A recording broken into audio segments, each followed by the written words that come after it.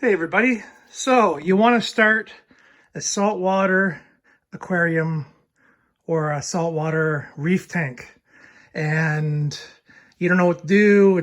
You hear it's expensive and there's a lot involved. Well, the answer is that is all true. It's expensive. There's a lot involved, commitment, and it's pretty nuts. So I had a tank 15 years ago and it went okay. Actually, I never lost any fish, didn't lose any corals. I just was really young and wanted to travel and stuff, so I sold it. But anyway, the first thing you really need if you're going to grow coral is reverse osmosis deionization system, RODI. So this can be expensive or cheap depending on your water and how big your tank is. So these things, the more gallons per day of water, the more expensive the system is. So this is a 90 gallon per day. This is a max cap 90. I got this from reefsupplies.ca.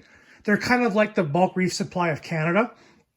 And as you can see, this system is actually towards the marine aquarium reef tanks, not just for tap water. It's actually kind of geared towards saltwater aquariums. So it's a 5-stage, and this is what is so important. So there's a reason why.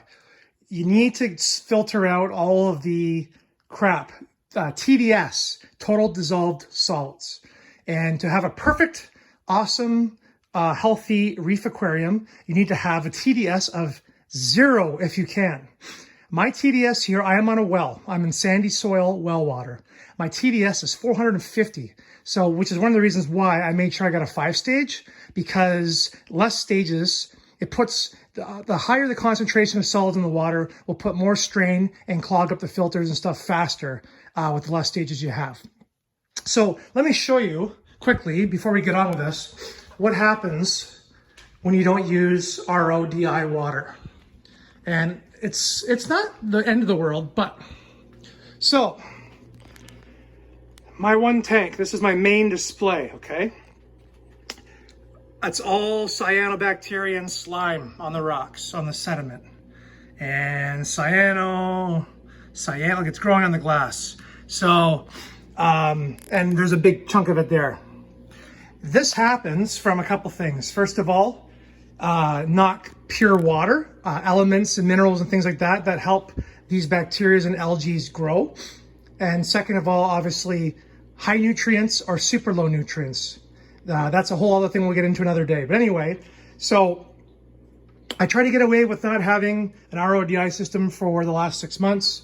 I realized that for what I want to do, the amount of money I've invested, it's a good investment. And I also have this frag tank here, as you guys know, that's doing okay. It's still a young tank, so it's taken a while here. But anyway, so follow me here, and in one snap of a finger, I'm gonna have this bad boy installed, and I will explain to you how this stuff all works.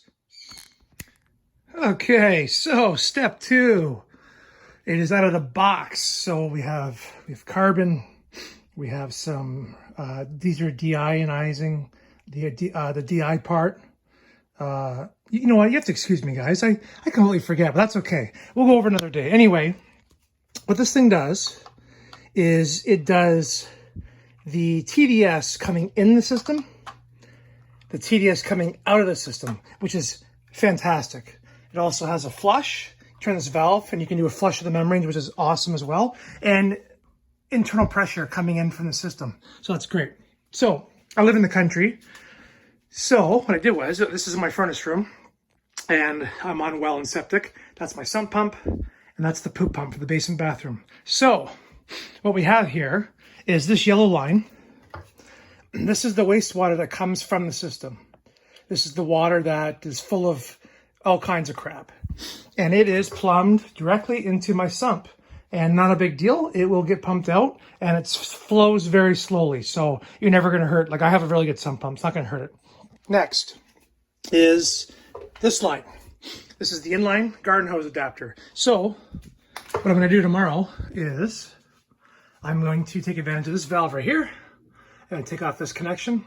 I'm gonna put 15 feet of PEX line run it around this area here and clamp it really nice, bring it into the garden hose. Bam. Last but not least, the blue line. This line coming out of the system, that's the water that's going to be used for the fish tank or drinking water or whatever you want to do. So when I come back, I'm going to show you guys how it all is connected and how it's working. Okay, so finally we are done. It took me a day to get some things I needed to run the system, and I just finished it.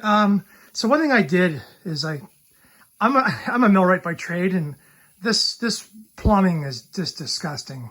I don't know what I was thinking. I have more PEX. What I think I'm going to do once I get this thing rock and rolling is I think I'm just going to run the line through the ceiling like the rest of the stuff and then down, and you won't even see it. But anyway, so here's what I did for this system. So the system, when you get them, is these 1/4-inch tubing lines, right? So the 1/4-inch tubing comes with a garden hose adapter, which usually people thread onto a laundry sink. I don't have that option here. So what I did was I went to my hardware store, got this adapter. And this adapter that's a hot water heater line, which is a finer thread than the garden hose. So that adapter adapted those two together. I know this is kind of weird. And then here's this line that would normally be running to a heater or whatever. But on this end, it has a quick connect 1/2-inch PEX connector. So that worked out really well. So I bought myself a nice set of PEX shears to cut a nice, perfectly clean, straight cut. And I ran my PEX line to that adapter, to this adapter. So now I don't compromise my RODI unit. And then all I did here was I already had a valve and a header that was capped. I just ran my PEX to that, and this water is coming out of the water softener, which is good. Now, there's salt in the system. Yeah, hold on. There's salt in the system, but a lot of the heavy metals and things and the stuff has been taken up with the water softener. So that makes it a little bit easier for the RODI unit. So anyway, water goes in, goes through the 5 stages. It's crazy. I'll show you this. So this is how much wastewater comes out. Okay. Pardon my daughter. And this equals to 3.75 gallons an hour. So what I'm doing right now is I'm just running this for an hour, like the instructions said, to get all of the stuff out of the membranes and clean out everything. And then I'll be ready to start making water for my fish tanks. So there you go, guys. There's the final install on my RODI unit. Okay, take care.